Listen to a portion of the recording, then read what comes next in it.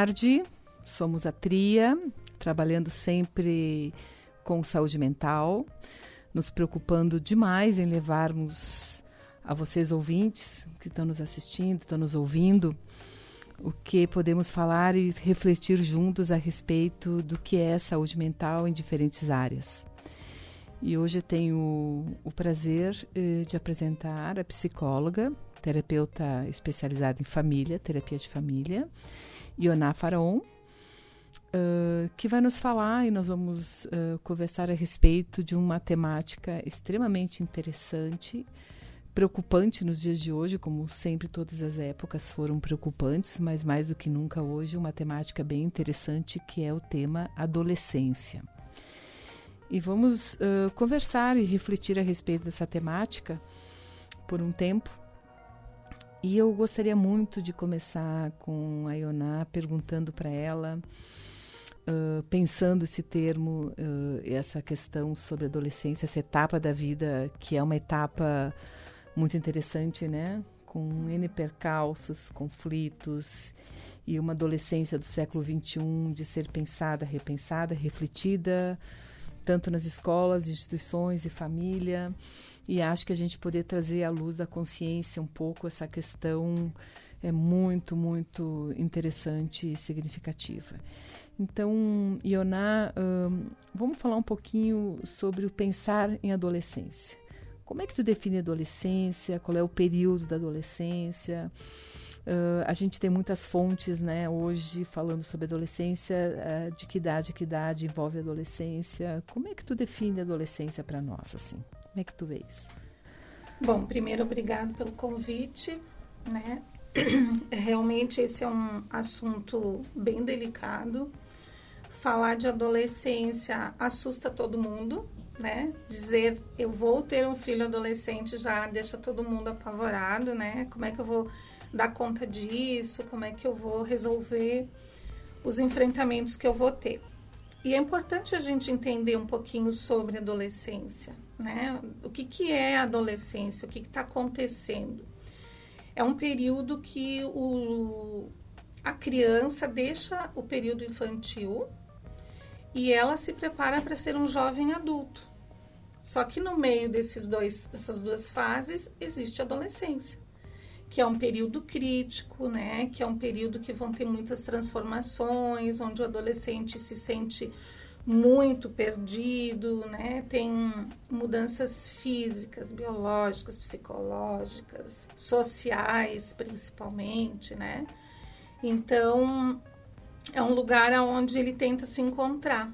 Ele vai buscar todas as questões que vão transformar ele num adulto depois, vai estar aí na adolescência, né? Tomada de decisões, limites, o adulto que ele vai se transformar, está nesse período transitório, né? Então, é muito importante a gente saber que a adolescência é uma fase entre um período e outro, necessário, para depois ele se tornar um adulto. E qual é o marco da adolescência? Quando é que a gente fala que iniciaria necessariamente, né, a adolescência? Bom, tem um estudo da Organização Mundial da Saúde que define 3 fases, né, dentro da adolescência, que é a pré-adolescência, a adolescência e depois a juventude. E aí, a pré-adolescência é dos 10 aos 14 anos. Que chamam também de pubescência, né? Isso. Fase do pubescente, né? Isso, uma puberdade ali, né? Aí vem a adolescência mesmo, que é essa fase que nós estamos falando, dos 15 aos 19 anos. Tem alguns estudos que eles colocam até os 20, né? Que aí depende muito da cultura, da questão social também, né? E a juventude, que ela é considerada dos 15 aos 24 anos. Né? Então, ali tem esse período da adolescência no meio, mas é estendido um pouquinho mais, que é o jovem adulto. Né? Ele ainda não é um adulto, propriamente dito, né? Dentro da fase de desenvolvimento, mas ele já é um jovem adulto. Então, se pode pensar que essa pubescência, que começa dos 9, 10 anos...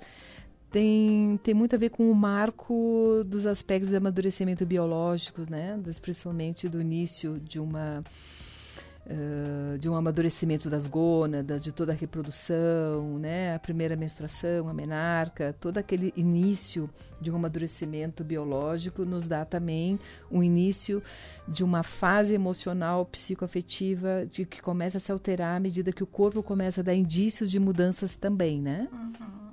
Isso, o adolescente, ele não sabe, mas ele tem que dar conta de muitas coisas nessa fase, né?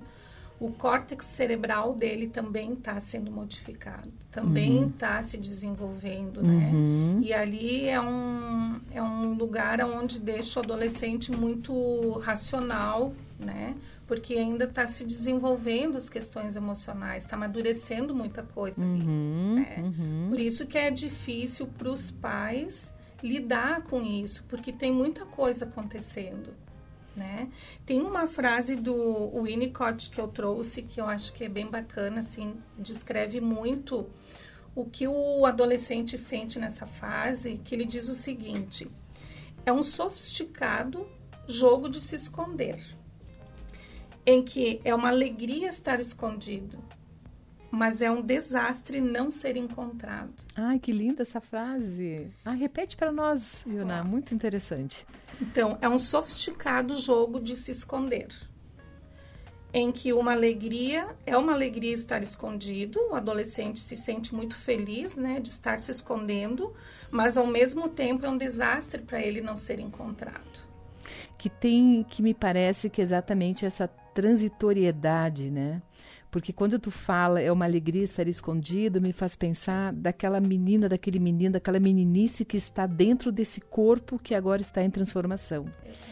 Então, é o brincar de esconde-esconde, né? Eu ainda sou filhinha da mamãe, porém tem alguma coisa acontecendo comigo que eu preciso também me desvelar e me descobertar.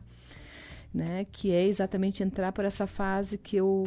E aí é interessante tu fala isso, e a gente me lembrando assim de tantas coisas que a gente presencia a nível psicoterápico, de consultório, ou até mesmo das vivências que nós também tivemos, né, porque nós também fomos adolescentes, né, muitos anos atrás, mas fomos adolescentes, que a gente fica com aquele momento que a gente tem até vergonha quando a gente começa a colocar seio, as meninas, né, que é esconder o seio, né?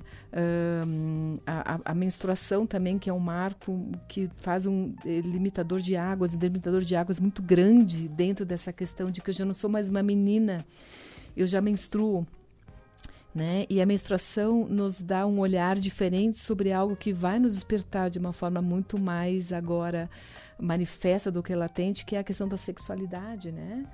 Então, e essa frase do Winnicott, né, que é um grande psicólogo infantil, uma pessoa de renomada, né, que a gente vê muito na faculdade de psicologia, a gente estuda, e eu acho acho importante tu trazer esses dados científicos, porque uma preocupação que eu tenho, inclusive, muito com a TRIA, quando a gente fala em saúde mental, é fazer embasamentos científicos em tudo que é dito aqui no programa, que é muito importante também, né, que a psicologia é uma ciência, né.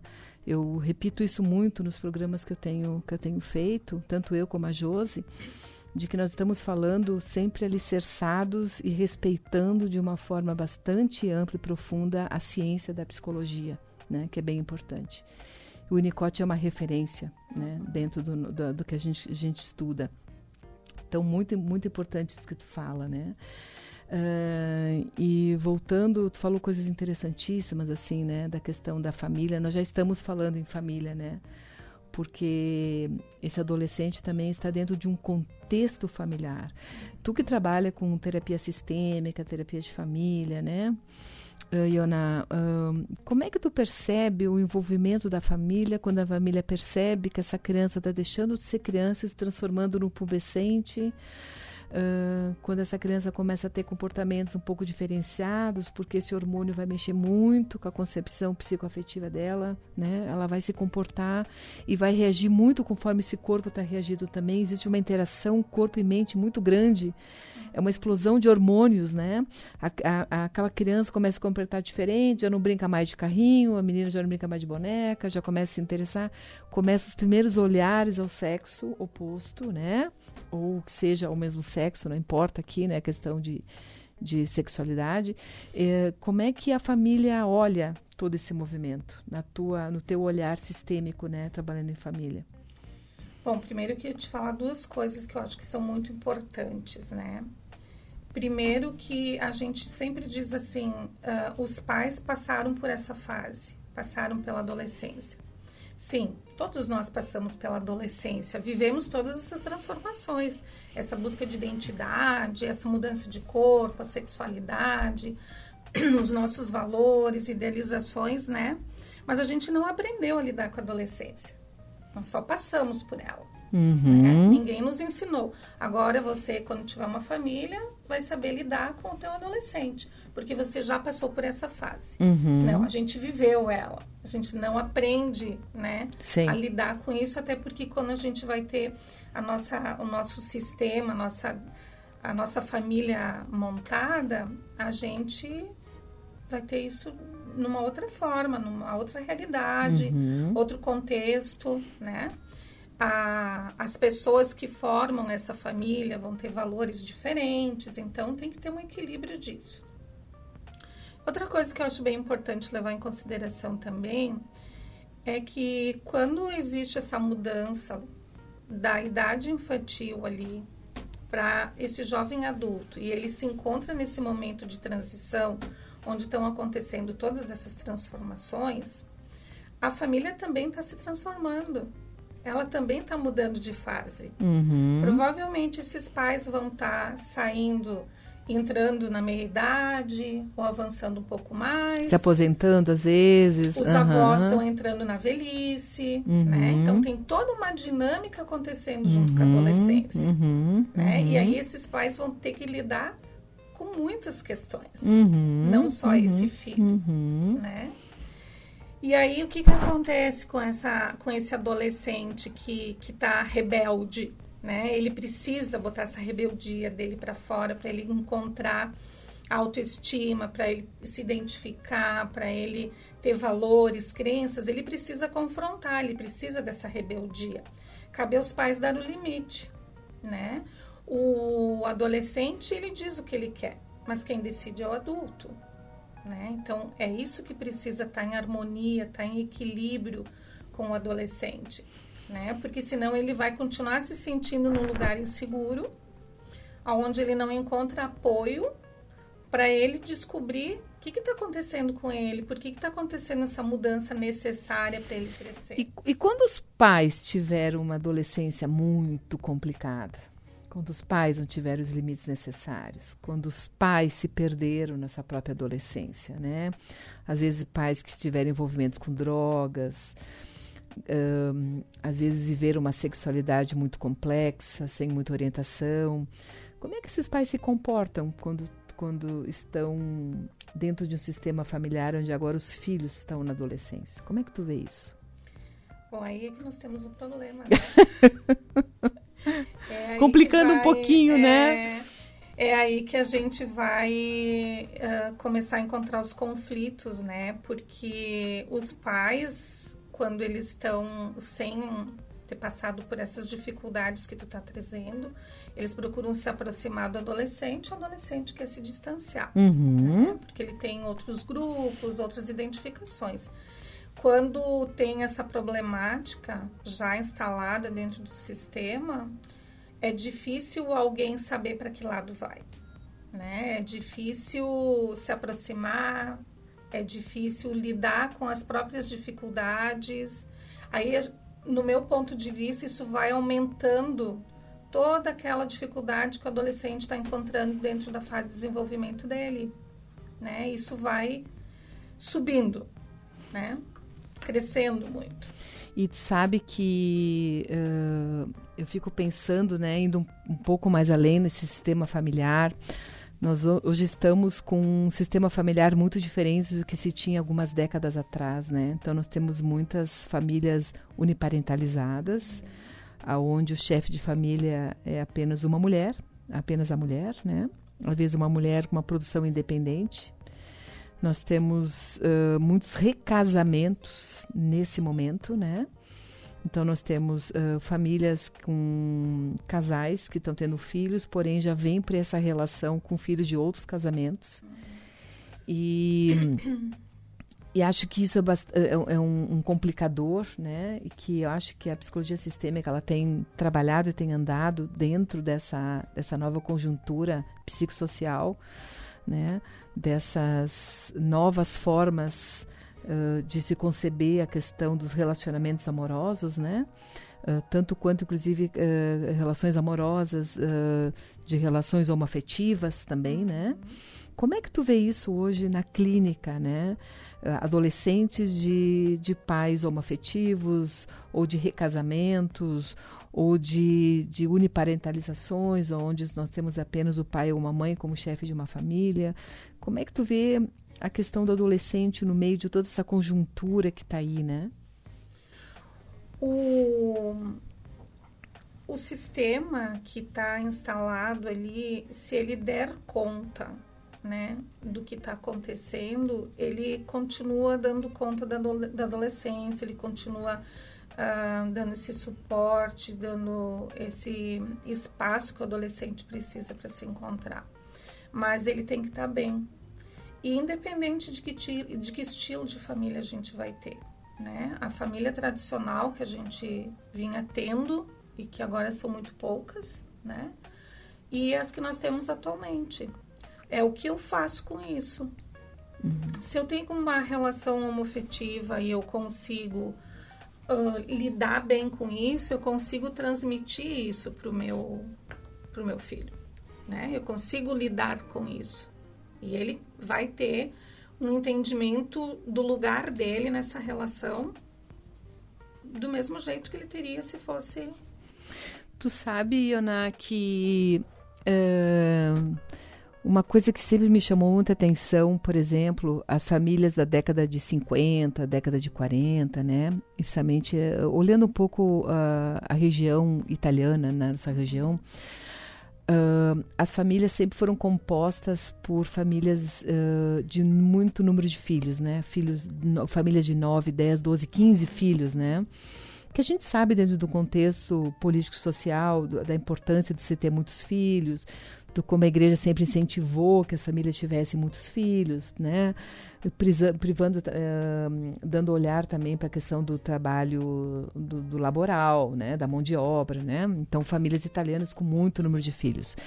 Depois a gente teve, com o advento da modernização, da questão do feminismo na década de 70, com novos movimentos sociais que aconteceram, tivemos uma redução significativa no número de filhos, né?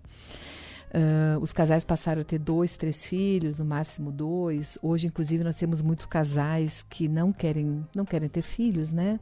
É muito comum, assim. A gente vê na Europa, por exemplo, movimentos familiares onde os casais preferem ter 3 filhos ou não ter nenhum, né? Eu tive a chance de ver um programa na televisão espanhola, uns 2 anos atrás. Eu estava na Espanha e aparece os casais dando entrevistas na televisão dizendo assim: ou a gente tem 3 ou 4 filhos ou a gente não quer nenhum. E me chamou muita atenção uma Europa inteira com pais jovens com 2, 3 filhos na rua caminhando. A gente não vê isso muito no Brasil hoje, principalmente numa região como a nossa, de uma classe média, né, um pouco com mais condições de poder pensar sobre essas questões. Mas sabe uma coisa que me chama a atenção? Mesmo que os casais digam assim: eu tô casando e tô querendo apenas um filho, no máximo 2. Às vezes eu olho os recasamentos e eu percebo novamente famílias com 4 ou 5 filhos, igual o que nós tínhamos na década de 50, não por opção daquele casal ter 5 filhos, mas pelos recasamentos.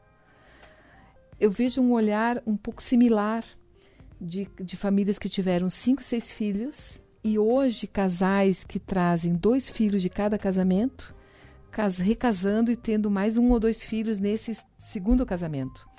Então, são 2 casamentos do marido, 2 casamentos da esposa, 2 filhos da esposa, 2 filhos do primeiro e mais 2 filhos desse novo casal. Quando a gente olha essa composição, tu tem 6 filhos naquela família, do mesmo tamanho que nós tínhamos na década de 40. 6 filhos. Interessante, assim, é como se nós fôssemos e voltássemos uma mesma via, às vezes, de acordo com as gerações e com o passar do tempo. Tu vê isso também acontecer? Tu vê famílias hoje maiores em função dos recasamentos? Tem acontecido muito isso na clínica? Tem acontecido muito. E essa é uma questão em pauta, porque é isso que acaba mudando muito a dinâmica familiar, né? Como é que eu lidava com os meus filhos de um primeiro casamento, como eu lido com o segundo, como eu junto tudo isso, como é que eu vou dar conta desse sistema familiar novo que está nascendo aí, né? Porque os filhos, eles vêm, independente de onde eles estão, né? Eles vão vindo junto com a gente. Então, a família, ela precisa se reestruturar, ela precisa ter uma nova dinâmica, dar conta de tudo isso que está acontecendo aí junto com ela. E tem uma questão também que tu falou ali da década de 40, ali, de como funcionavam as famílias, que a gente precisa levar em consideração agora também, que é a questão social para o adolescente e para a família, né? Do que ela é cobrada, de como ela é vista, né? As imposições que a sociedade coloca, como é que tudo isso influencia nessa dinâmica toda que a gente está falando. Verdade.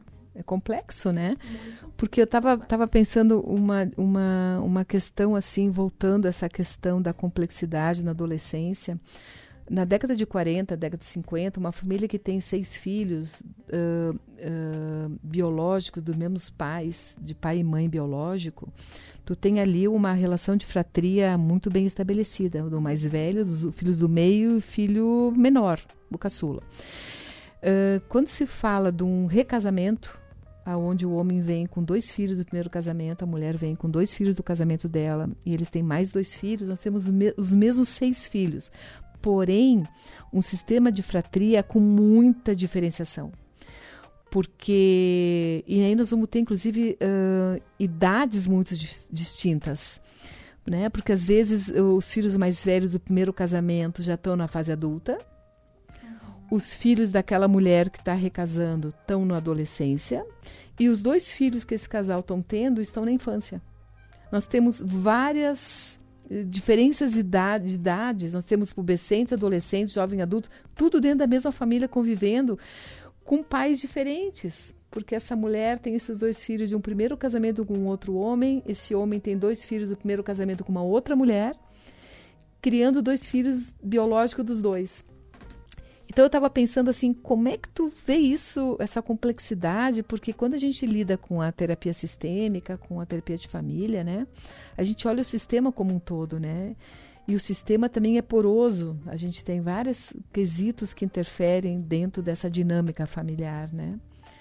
E como é que tu vê esse adolescente no meio de todo esse sistema, né? Sendo criado por uma mãe com um padrasto, ao mesmo tempo olhando os filhos biológicos que esse pai não é dele, é mais do próprio irmão. Como é que tu olha isso na clínica, na tua profissão como psicóloga? Como é que tu vê isso? Vou fazer um comentário aqui, né? Puxando a brasa para o meu assado agora, né? São muito corajosas essas famílias que conseguem fazer isso em terapia. É verdade. Né? Porque tem muita coisa em jogo, tem muitas questões para serem abordadas, pensadas, tem muitos valores, muitas crenças misturadas.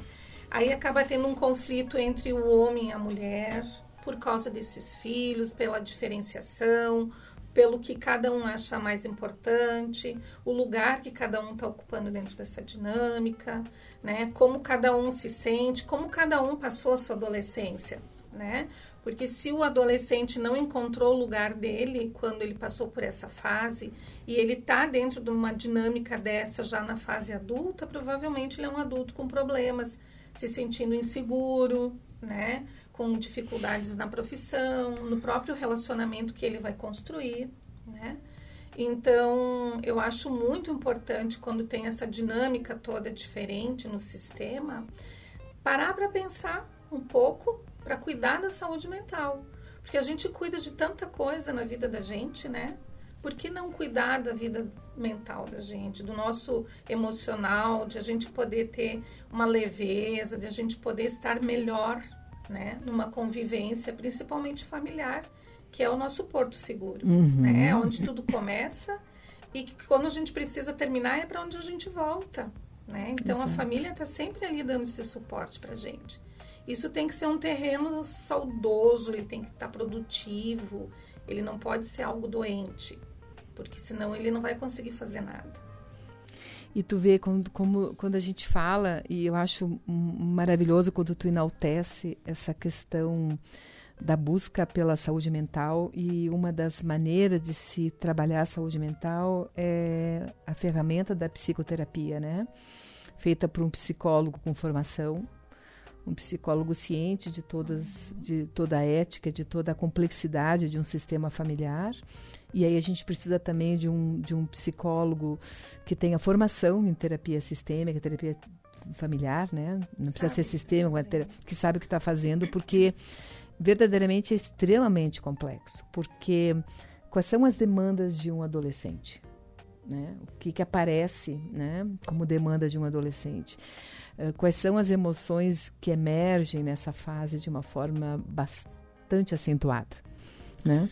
E a adolescência, ela já é uma fase do desenvolvimento com muitas dificuldades, né? Com muitas questões, com muitas alterações, enfim, com muitos questionamentos, né? Pensar na adolescência nos dias de hoje remete a gente pensar no que a gente já viveu. O adolescente que passou pela pandemia é um adolescente que está vindo com mais dificuldades, porque ele foi tirado do grupo social onde ele se sentia pertencendo, onde ele se identificava. Ele não teve mais a escola, que era um lugar onde ele também podia se apresentar melhor, porque é um lugar onde os professores são as primeiras pessoas que identificam a mudança do adolescente, né, que sabem o que está acontecendo, a rebeldia dele, a mudança de humor, né, esses enfrentamentos que ele acaba fazendo com as regras da escola, né. Então, ali é o primeiro lugar que não existiu para ele. Só que também teve problemas dentro desse sistema familiar, porque todo mundo passou por isso, né? Então, a pandemia foi um momento que agravou muito mais a adolescência. E agora, depois de tão pouco tempo, no nosso estado principalmente, adolescentes que estão passando pelo problema da enchente. Né? Muito bem colocado, que vão exato. ter que lidar com isso, né? Meu pai e minha mãe não estão conseguindo me olhar, não estão conseguindo me cuidar, porque nós não temos nada, nós temos que cuidar de outras coisas agora. E muitas escolas foram fechadas, eu não tenho como ter mais esse meu grupo social, onde me encontrava, onde eu buscava alguma coisa, né? Então, esses adolescentes de agora são adolescentes que eles estão muito mais em vulnerabilidade. Carentes, isso, muito mais vulneráveis, e que a gente precisa ter um olhar, um cuidado muito mais do que a gente tinha antes já. Eu acho que todas as etapas do desenvolvimento da criança, adolescente, precisa ser olhado com muito afinco, né? Com um olhar muito atento, né? Muito aguçado sobre tudo isso, né? Mas o adolescente, por ter uma demanda bastante complexa, né? Porque o adolescente tem muita variação de humor, muitas distimias, muitas questões de vulnerabilidade pela própria condição, inclusive condição hormonal, estabilidade hormonal, né? A gente percebe o quanto isso realmente às vezes passa desapercebido e batido pelo adulto, né? Principalmente numa família de recasamento onde tem crianças pequenas, geralmente o olhar é muito sobre as crianças pequenas, sobre a demanda da infância, enquanto o adolescente às vezes fica num canto apenas observando o que está acontecendo. Fora dessa questão dos recasamentos, o como introduzir essa família como um sistema onde funcione todos com as suas idades, com as suas demandas, né? E aí tu coloca uma coisa interessantíssima também sobre essa questão do lockdown, essa questão toda da Covid, né? Do que aconteceu no mundo inteiro, que foi um momento muito difícil. Eu estava pensando assim muito essa questão da demanda da autoestima, da formação da autoestima. A gente sabe que a autoestima tem uma relação direta com o social, né? É como o outro me enxerga, como eu relaciono, o que o outro me diz a meu respeito, eu vou começar a criar meu autoconceito, né? Essa relação muito forte, né? E como isso fica a desejar nesse momento onde a minha autoestima, que está muito relacionada com o grupo social, fica deficitária, né? Quando eu não tenho mais a minha escola, não tenho mais o meu grupo. É muito difícil isso tudo, né? E como ele já está num ambiente inseguro, onde ele não sabe para que lado ele está indo, porque quando eu estou na fase infantil, eu sei que eu sou uma criança, eu posso brincar. Mas quando eu estou me preparando para ser um jovem adulto, eu ainda não posso fazer algumas coisas, eu ainda não tomo decisões, eu não... Então, isso que deixa ele muito vulnerável ali. Certo. E com esses momentos que a gente acabou passando, principalmente a pandemia, na clínica apareceu muitos adolescentes com tentativas suicidas. Né? Sim. Exatamente por isso que tu está trazendo, né, Janete? Aonde que eu tô, qual é a minha condição, quem eu sou, né? A minha autoestima, como ela tá. E não tem onde eles buscarem isso. Naquele momento não tinha onde buscar, a não ser na família. Só que a família também não estava preparada para viver isso. Também não estava dando conta de tudo isso, né? Então, ele acabou se perdendo e agora ele precisa de um espaço, de um lugar onde ele consiga se reencontrar. Buscar os objetivos de vida dele. E aí, de novo, né? É nesse momento que a terapia se faz importante. Certo. Nunca se trabalha, pelo menos do meu ponto de vista, adolescente sem família, né? Porque é isso que a gente está falando desde o início, é um sistema, é uma dinâmica, todo mundo precisa andar junto, todo mundo tem que estar colaborando, né? Porque se eu puxar a corda só de um lado, o outro provavelmente não vai funcionar e a gente cai no abismo, né? Perfeito. Então, a gente tem que estar em equilíbrio dos dois lados, então é muito importante sempre pensar. Quando eu quero ajudar o meu filho, quando eu vou levar ele para uma terapia, o quanto que eu também estou disposta a entrar nesse processo. Porque eu vou ter que entrar. Deixa eu retomar um dado que tu trouxe no início do programa, que eu acho que é uma coisa que a gente está se perguntando muito, e até dentro das teorias... do Fromm, do Erickson, vários teóricos, né, que estudam personalidade também, se fala hoje numa nona, talvez 10ª idade, né, explicando um pouquinho melhor sobre isso, a gente sempre dividiu muito por etapas, por faixa etárias, né, para a gente poder estudar um pouco, é como se a gente fosse fatiar um pouco a psicologia, né? Tanto que a gente tu colocaste no início do programa faixa etária do início dos 9, 10 anos até os 24. Então, tu dividiu em 3, né? Então, assim, a pré-adolescência, a pubescência, o adolescente e a juventude, né? E depois entraria, então, na idade adulta, né? Eu tenho lido alguns materiais que está se repensando, e algumas, até mesmo a OMS fala de que a adolescência iria hoje até os 28, 30 anos de idade. Estaria uma adolescência mais prolongada. Por quê? Porque nós estamos vivendo também o início de uma idade do idoso, né, mais tardia. Então, hoje... nós estamos, não digo em países subdesenvolvidos ou muito pobres, né, onde as pessoas continuam morrendo muito cedo, ainda por volta dos 60, 65 anos. Mas hoje nós estamos com uma perspectiva de prolongar a idade do ser humano, né, não só pela medicina, mas por tudo que está aí, né, com medicações, com qualidade de vida, consciência de fazer esporte, de se alimentar melhor. Então, hoje se fala... que a idade do idoso começaria por volta dos 70, 72 anos e não mais aos 60, 65, embora os órgãos públicos ainda consideram o idoso a partir de 60 anos, né? Aquelas questões de lei pública. Acredito que com os anos isso inclusive vai ser alterado, né? Porque as pessoas estão vivendo mais. Se as pessoas estão vivendo mais e o idoso começa com uma faixa etária acima de 70, então, consequentemente, a adolescência também é uma idade que vai se prolongar. E quando a gente olha o nosso adolescente hoje, não querendo sair de casa antes dos 30, ainda, às vezes, fazendo uma pós-graduação, fazendo um mestrado, querendo estudar, querendo estar em casa, se estabelecer primeiro para depois sair e buscando, inclusive a gente vê mulheres hoje em dia querendo engravidar acima dos 30 anos, não querendo ter filho tão cedo, a gente percebe também que tudo está mudando em termos de fatiar essas etapas do desenvolvimento, né, dentro da psicologia. Tu concorda? Como é que tu vê essa questão? Tu concorda de que a adolescência está mais tardia e que o adolescente hoje de 25, 26 continua sendo um adolescente? Sim, uma questão de amadurecimento, né? Tudo se modifica, né?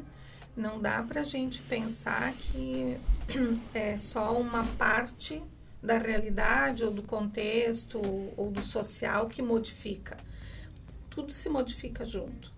Né? Então, tudo vai se alterando. E esse adolescente também, ele está amadurecendo mais tarde, ele está precisando estar dentro de um sistema mais confortável, mais seguro para ele buscar a profissão dele, para ele se capacitar, né?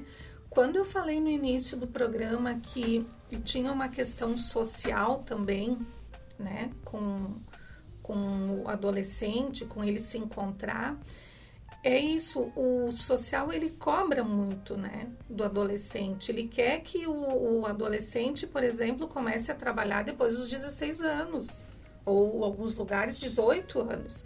Então, ele também impõe algumas regras para esse adolescente. Então, ele vai amadurecer em termos profissionais, por exemplo, mas ele precisa mais desse apoio da família, ele precisa se sentir seguro, ele acaba ficando mais tempo nesse ninho para ele poder buscar essa capacitação profissional. Né? Então, isso se estende em função disso também. Né? Porque ele não consegue se desenvolver socialmente mais cedo. Né? E a família, como a gente já falou, é o nosso porto seguro, é onde a gente busca muitas coisas para conseguir se desenvolver. Então, a gente permanece mais tempo nesse contexto para poder se sentir seguro, se encontrar em outros, como, por exemplo, na questão profissional.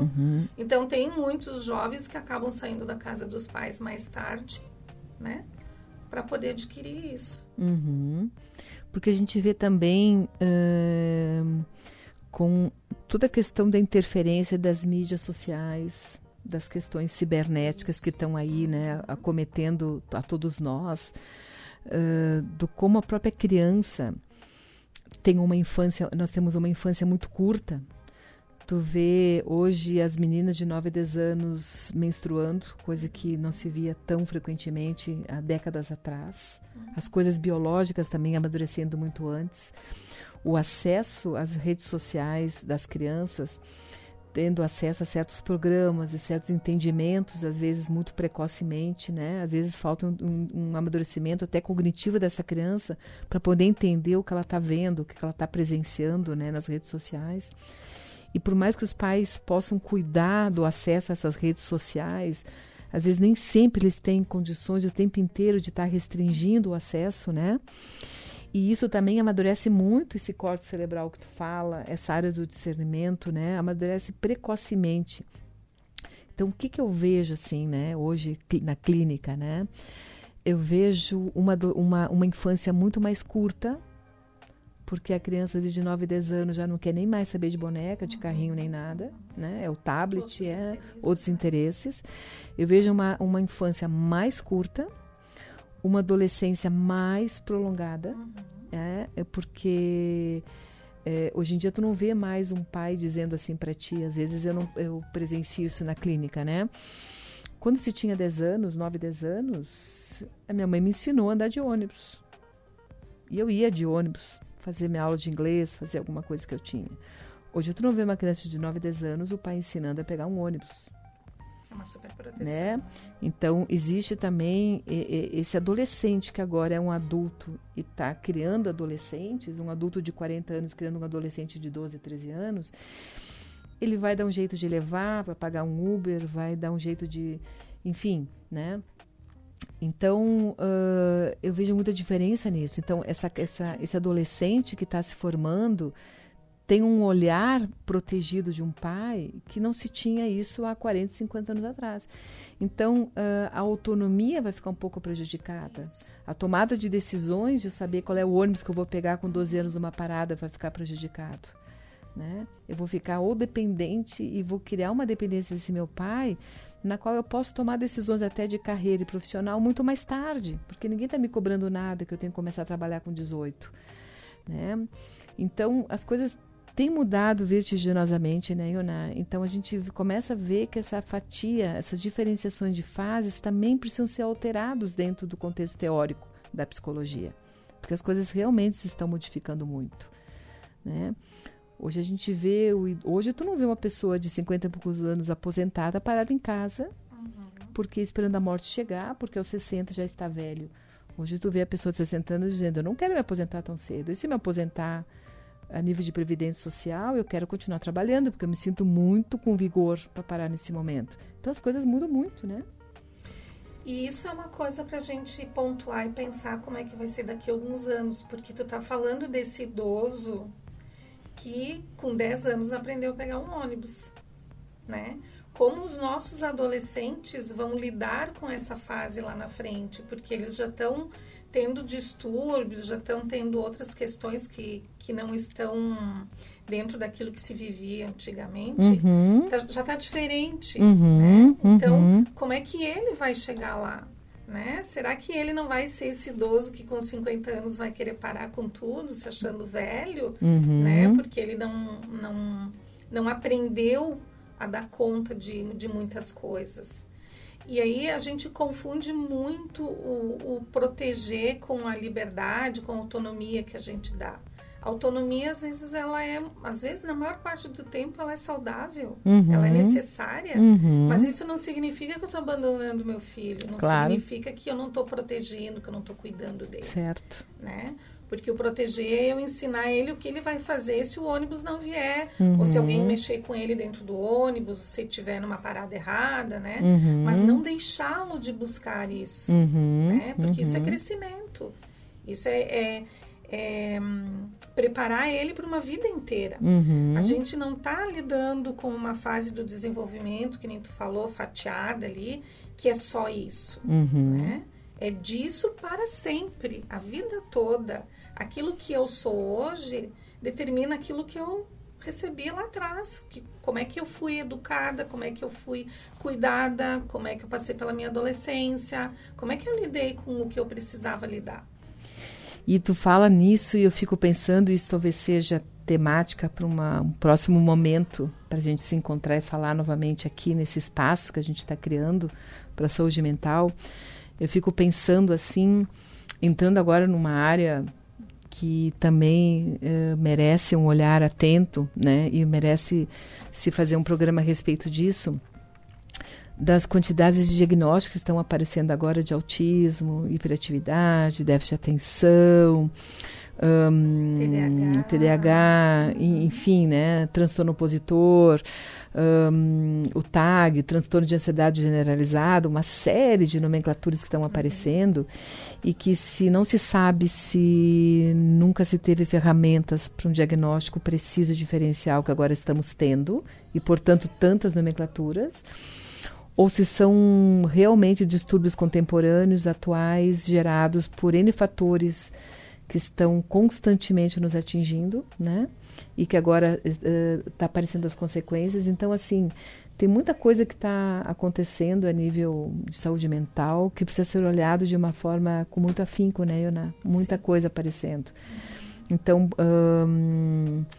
e uma série, e isso também é uma questão da gente pensar, uma série de diagnósticos a serem repensados, né? Uma série de taxações a respeito do indivíduo, né? Qualquer mudança de comportamento já tem um rótulo, esse adolescente já é rotulado como depressivo. A quantidade de medicações também atribuídas à adolescência, né? A adolescência a gente sabe que é um período de muita ansiedade e depressão, mas nem tudo tem que ser medicado, né? Se for olhado de uma maneira interessante, se pode trabalhar essas questões. O que te parece? A ansiedade é o ponto forte agora, né? Nos adolescentes, né? qualquer coisa é ansiedade, qualquer coisa é medicação. Ou depressão, né? um adolescente chorando, triste, perdeu a namorada, não foi bem numa prova, tá difícil a escola e tudo é deprimido, né? Mas olhar o que está causando isso é difícil, né? Entender por que o adolescente chora, né? Chorar é bom, mas o que está acontecendo com esse choro? Não está sendo bom?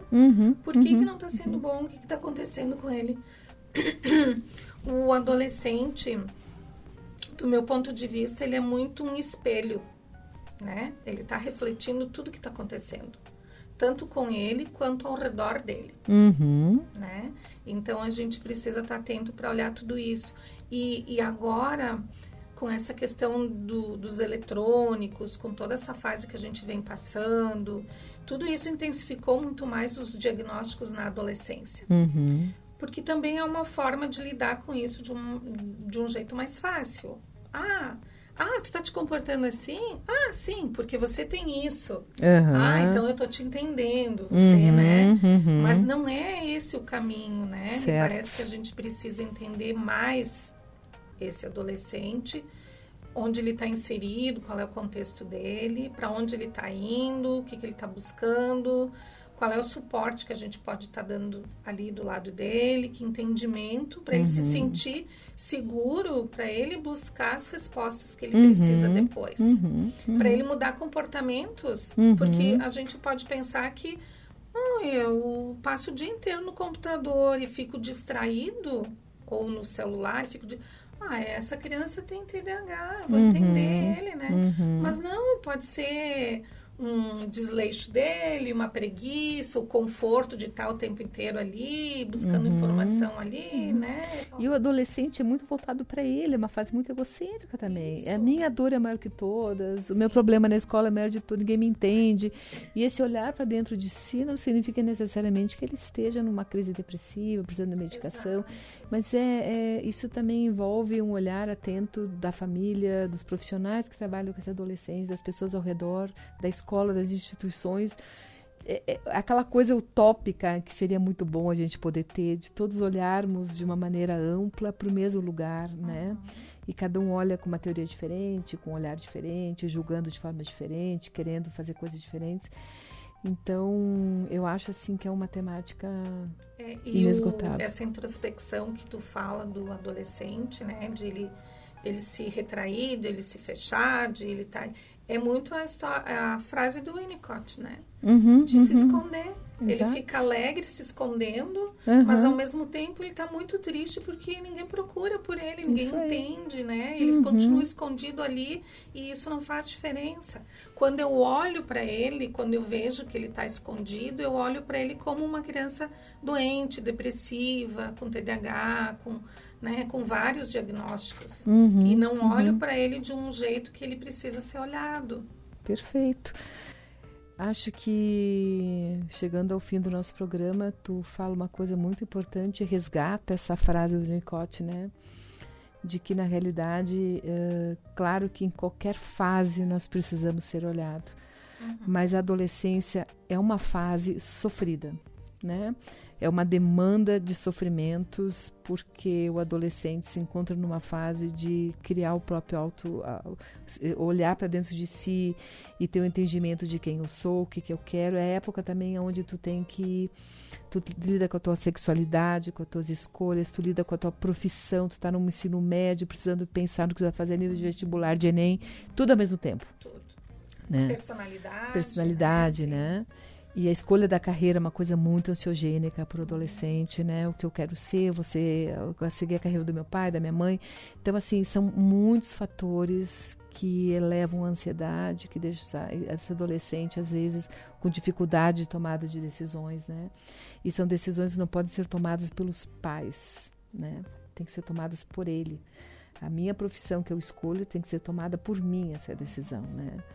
E, de preferência, com a aprovação dos meus pais, que nem sempre estão a contento com a profissão que o adolescente escolhe, com o futuro que ele vai trilhar. Então, é muito difícil. É uma temática, né, Iona, que nós poderíamos ficar aqui o dia inteiro falando sobre, né? E eu quero dizer que é um tema inesgotável, importantíssimo. Tu falou antes na tentativa de suicídio. A gente sabe que dos 10 aos 14 anos nós temos um índice de suicídios muito grande. Temos que ter muito cuidado, é algo muito importante de se pensar e de olhar de uma forma muito atenta, e as famílias olharem os seus adolescentes em casa de uma forma muito atenta. Quando esse adolescente se tranca muito no quarto, às vezes faz autoflagelos, né? Se cortam, então a gente precisa olhar com muito carinho e com muito atento, levar para um profissional da área da saúde para poder olhar junto o que está acontecendo com esse adolescente. E eu espero que a gente possa ter contribuído um pouquinho para quem está nos escutando, né? Um olhar sobre essa fase tão importante que vai definir esse futuro homem, essa futura mulher a nível de sociedade, né? Então, quero te agradecer a tua participação, né? Agradecer aos nossos ouvintes, as pessoas que estão nos escutando, que estão fazendo uma reflexão junto conosco a respeito dessa fase da adolescência. E dizer, né, que nós estamos aqui sempre olhando, refletindo sobre saúde mental e tentando contribuir a nível social para as pessoas que nos escutam, né, a pensarmos juntos, porque ninguém tem a fórmula mágica para nada, nem para decisão, mas a gente pode contribuir um pouquinho, levando um pouco da psicologia, né, como ciência, para que as pessoas possam refletir sobre isso. Eu quero agradecer o convite, obrigada. Esse é um assunto que realmente a gente pode falar bastante, né? E para encerrar, eu só queria dizer que famílias que têm adolescentes, todas passam por esse processo. Sem sombra de dúvida. Não tem uma família que vai dizer, na minha casa é diferente. Né? Se tem um adolescente, provavelmente vai ter que se preparar para poder dar conta disso, né? Porque acontece com todo mundo. Perfeito, perfeito. Obrigada. Obrigada a todos, e nos encontramos no nosso programa da TRIA, buscando sempre trabalhar e entender melhor a saúde mental do ser humano. Obrigada pela participação de todos.